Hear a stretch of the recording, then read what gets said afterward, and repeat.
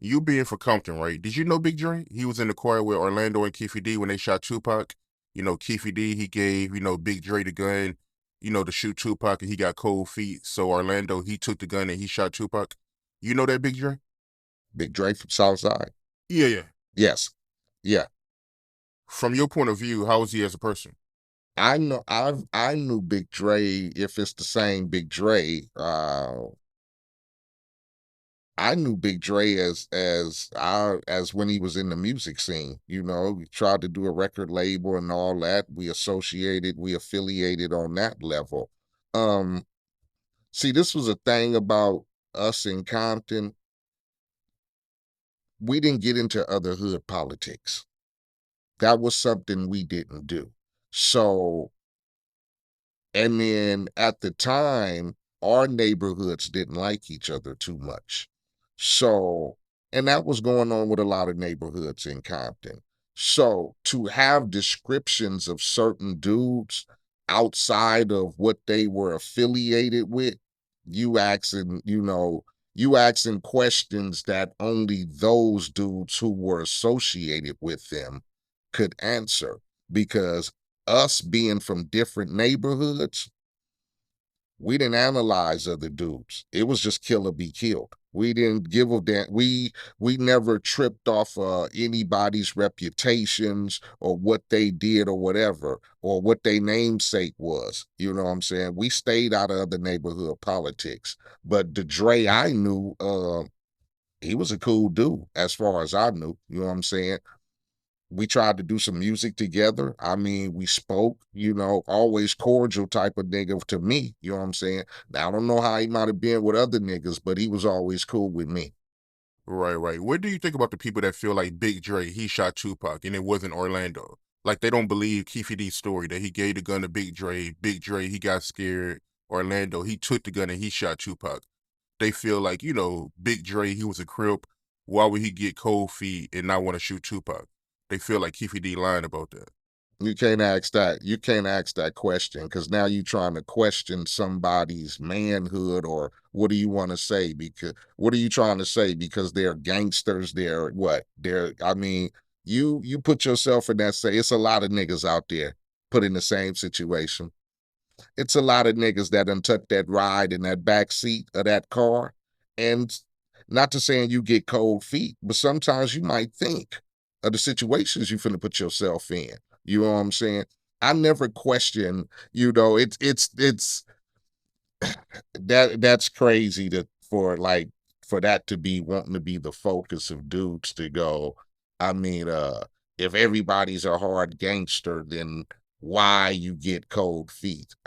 Man, shit, that's a question you would have to ask. You would have to put yourself in that same situation and ask. You get me? You would have to put yourself in that same back seat, and somebody hand you a pistol and say, smoke a motherfucker. And hey, who knows? Who knows what might be that? Like I said, in one situation, the motherfucker like, I'm pissed the fuck off. So yeah, I dump on the motherfucker, especially if a nigga just jumped me and just tried and beat my ass in front of a million people. Oh, fuck that! I won't be the first choice. Who knows, man? So that's a question that's an emotional question. I can't judge a person's emotions, because I ain't gonna turn around and say that a motherfucker ain't hard because he ain't pulled the trigger. I know a gang of niggas be in that situation, a gang of them.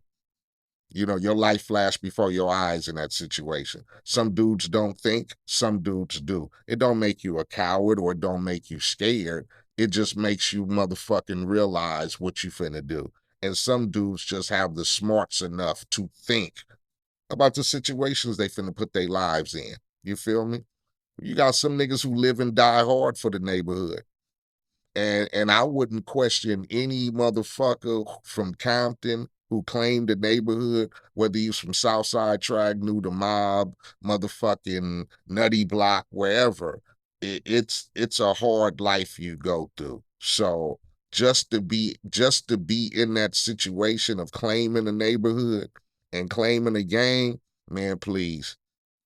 It's a lot of niggas out here uh who ain't what they think, but I wouldn't question no nigga from the era I came through.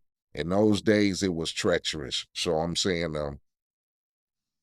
you would have to you would have to make that you would have to make that judgment call for yourself about why somebody didn't and somebody else did. You feel me? You get me? And shit, I could be in the same situation. I've been in situations to where, a motherfucker ready to do that, and then a motherfucker be like, I'm thinking I want a motherfucking future. You feel me? I love the neighbor, I love the hood. And some niggas, like I said, they have that mentality. A nigga is live and die. And we got a lot of them niggas in the graveyard right now. And then we got a lot of niggas who think, you get me? And those niggas are alive today. So I wouldn't question nobody's heart in that situation. You get me?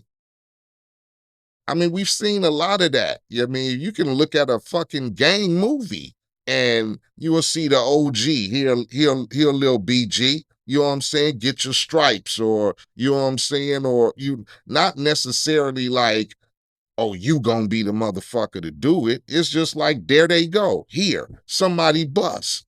I mean, me as a in that situation, if I'm like I don't know, I'm the OG. I done put my work in. I done did my time. You know what I'm saying? Y'all know my rep. So here, little nigga, get your shit in. Not necessarily I'm going, here, you do it or you do it. It's I wouldn't even I wouldn't know how to call that, because like I said, being from a neighborhood and being in situations, um I don't know, it's like, here, you get me? You in the car 4 or 5 deep, and it's pull up and it's pull up. It's like, here, somebody dump. It's not like, oh, you're specifically gonna be the one to do it. No, here's the motherfucking gun. Somebody take it and dump.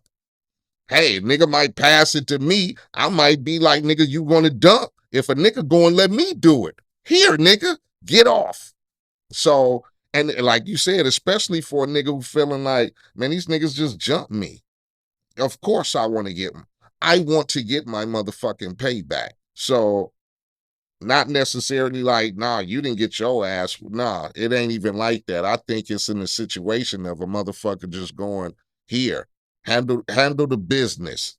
You get me? They not just did they disrespect the homie Lane, they disrespected Southside Crip. So somebody take care of that motherfucking bit. And then on top of that, we don't like them niggas anyway. That's just the code of it. I don't get it, ain't got nothing to do. I don't want to put the motherfucking aspect that it's the celebrity shit. You know what I'm saying? When you gang banging, I don't give a fuck. You get me? I've been in situations where, cause you MC8, that don't get you no motherfucking pass. Nigga, you gang banged from this set. You still the fucking enemy. So everybody know they had beef. Everybody knew the death row shit with Suge and the mob and the Bloods, and everybody knew that Puffy was, with the Southside Crips. But nigga, you talking about shit that was going on for way before then. You talking about, even if it wasn't Tupac, if some Bloods jumped the Crip and then we saw him on the strip, we finna dump on them. Vice versa. Some Crips jump the Blood, and the Blood niggas see the nigga at a function or riding down man, you finna get off on them. I mean, so it's no particular shit. I could be the nigga they jumped, and I'm the driver. The homie gonna be like, nigga, give me the heat. But it's no code of ethics of who do it. Just get it done.